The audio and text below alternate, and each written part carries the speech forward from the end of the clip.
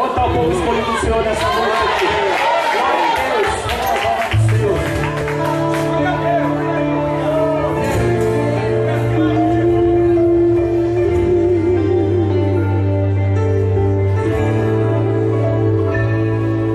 Jesus vai agir na sua vida, mas você precisa se entregar. Não dá mais pra viver de aparência, distante de Jesus. Não dá. De seus olhos nada é escondido. Um escolhido não pode fugir. Se Deus te escolher, está te vendo, mesmo que estejas te escondendo. Deus te chama e quer falar contigo. Filho meu, não fuja, não te esconda da minha presença. Eu que te preciso, filho, agora é com urgência.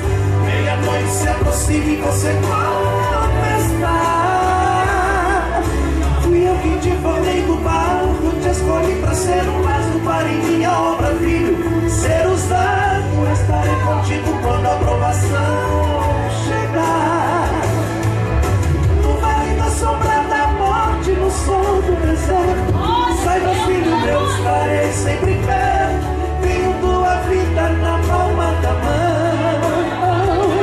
Não vou deixar o inimigo ferir meu ungido. Serei o teu refúgio, o teu melhor abrigo. Na hora do perigo, a tua proteção vou te guardar. Ninguém vai te tocar, te proteger, pois eu amo você.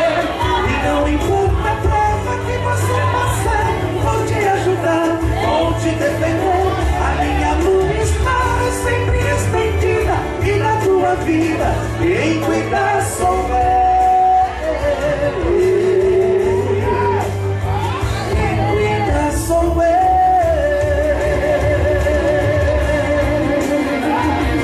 Vamos estar os escolhidos nessa noite. Só os escolhidos da glória a Deus. De seus olhos nada é escondido.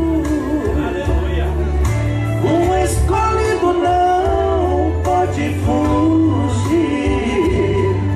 Se Deus te escolher, está te vendo, mesmo que estejas te escondendo.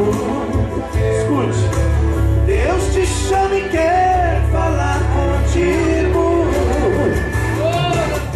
Filho meu, não fuja, não te esconda da minha presença. Eu te preciso, filho, agora é com urgência.